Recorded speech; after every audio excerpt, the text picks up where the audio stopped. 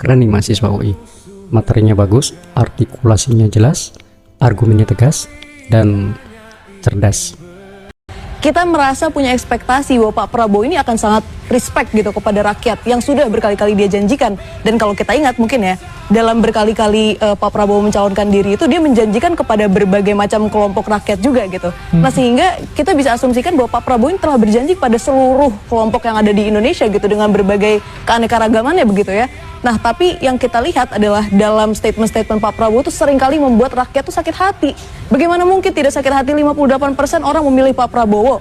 Tapi Pak Prabowo ketika menghadapi kritik di podium gitu ya, dijadikan bahan untuk mengekspresikan hal-hal yang seperti bercandaan dan seperti tidak respect begitu.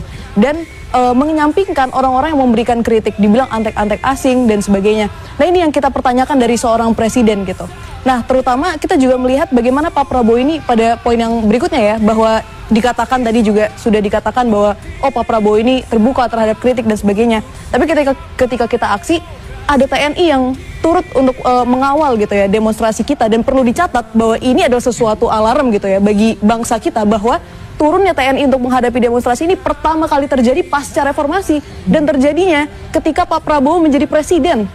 Jadi bayangkan ya, kita seperti mengalami dejavu gitu terhadap sejarah bangsa kita. Nah kira-kira ini ya salah satu hal ya yang perlu kita highlight dari semua ini, dan saya rasa hal-hal ini menjadi latar belakang juga lah tentang bagaimana sikap Pak Prabowo menghadapi rakyatnya yang membuat kita akhirnya turun ke jalan seperti itu.